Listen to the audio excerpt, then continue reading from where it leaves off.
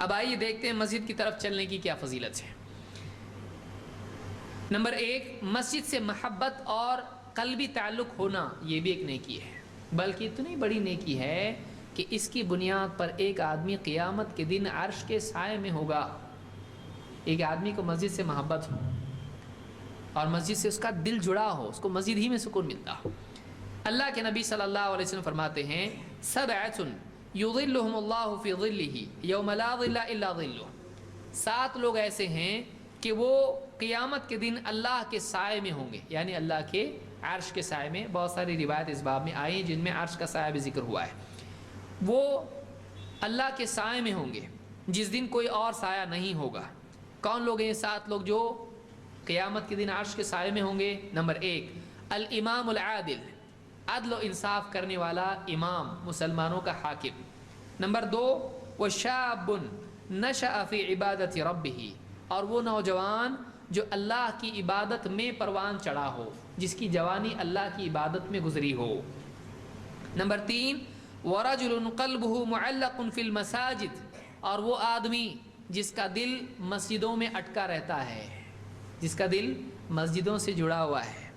مسلم کے الفاظ ہیں اذا خرج منہ حتی یعود الیہ، مسجد سے باہر نکلتا ہے تو دل میں مسجد کا ہی شوق رہتا ہے یہاں تک کہ واپس مسجد کی طرف لوٹ آئے۔ مسجد سے جانے کے بعد بھی اس کے دل میں مسجد کی محبت، مسجد کی طرف لوٹنے کا شوق رہتا ہے۔ یہ آدمی کہاں ہوگا؟ عرش کے سائے میں قیامت کے دن، جس دن کوئی اور سایہ نہیں ہوگا۔ اور کون؟ وَرَجُلَانِ تَحَابَّا فِي اللَّهِ اجْتَمَعَ عَلَيْهِ وَتَفَرَّقَ عَلَيْهِ، اور وہ 2 آدمی، وہ 2 شخص، وہ 2 لوگ جو اللہ کی محبت میں آپس میں ایک دوسرے سے ملتے ہیں اور اسی محبت پر آپس میں ایک دوسرے سے جدا ہوتے ہیں۔ ملتے ہیں اللہ کے لیے، آپس میں محبت کرتے ہیں اللہ کے لیے، اور جب الگ ہوتے ہیں تو اللہ کی محبت کے ساتھ الگ ہوتے ہیں۔ جو اللہ کی خاطر ذاتی کوئی غرض نہیں، نہ کوئی تنخواہ لینا، نہ اس کو قرضہ لینا، نہ کوئی دنیا کی کوئی رشتہ دینا لینا، کچھ نہیں، صرف اللہ کی خاطر اسلام کی بنیاد پر آپس میں ایک دوسرے سے محبت کرتے ہیں۔ اور کون؟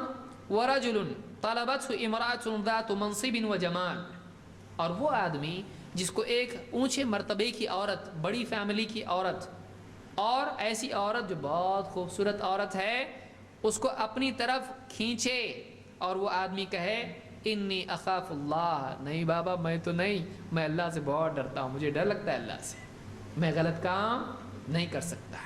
ایک عورت خود اس کو گناہ کی، زنا کی دعوت دے اور وہ آدمی کیا کہے؟ وہ آدمی کہے مجھ کو اللہ کا ڈر ہے، میں اللہ سے ڈرنے والا ہوں، ایسے کام کرنے والا دکھتا کہ میں ایسا نہیں ہوں، مجھ کو اللہ کا ڈر ہے، قیامت کے دن سے میں ڈرتا ہوں، اللہ سے ڈرتا ہوں۔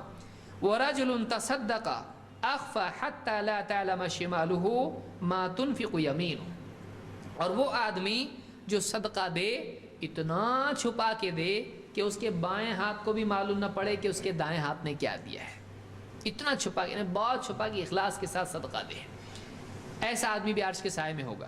وَرَجُلٌ ذَكَرَ اللَّهَ خَالِيًا فَفَاضَتْ عَيْنَاهُ، اور وہ آدمی جو اکیلے میں اللہ کو یاد کرے، اکیلے میں اللہ کو یاد کرے اور اللہ کی محبت سے، اللہ کے خوف سے، اپنی کوتاہی سے، اللہ کے احسانات کو سوچ کر اس کی آنکھوں سے آنسو نکل آئے، وہ رونے لگ جائے، اللہ کی عظمت، اپنی تقصیر دونوں کو ملا کے جب دیکھے، اللہ کے احسانات، اپنی کوتاہیاں دونوں کو ملا کے جب دیکھے، اس کو رونا آ جائے، کتنا اچھا اللہ، اور میں کیسا، میں نے کیا، اللہ کی اتنی سارے احسانات کے بدلے میں نے کیا کیا، رو دے وہ آدمی، لیکن کیسے؟ اکیلے میں روئے۔ تو ایسا آدمی یہ بھی قیامت کے دن عرش کے سائے میں ہوگا۔ اس کو امام البخاری اور مسلم دونوں نے روایت کیا ہے۔ ان میں سے ایک آدمی کون ہے؟ وہ آدمی جس کا دل مسجد سے جڑا رہتا ہے، مسجد سے نکلتا ہے پھر مسجد میں جانے کو جی کرتا ہے، کیوں؟ اس کو مسجد کا ماحول، مسجد کے اعمال بہت اس کو اچھے لگتے ہیں، اس کو وحشت ہوتی ہے باہر، کچھ لوگ ایسے ہوتے ہیں ان کی وحشت کہاں ہوتی؟ مسجد کے اندر۔ کسی کے لیے مسجد پانی اور باہر زمین ہے، اور کسی کے لیے باہر پانی اور مسجد زمین اور مچھلی کے اظہار ہے اس کا، کہ باہر سے جب مسجد میں آتا ہے تو پانی میں آ گیا، ورنہ باہر تڑپتا ہے وہ۔ اور کوئی آدمی اس کا معاملہ الٹا ہے، مسجد میں تڑپتا ہے، کیسا بھاگے جلدی سے یہاں سے، اللہ تعالیٰ رحم فرمائے۔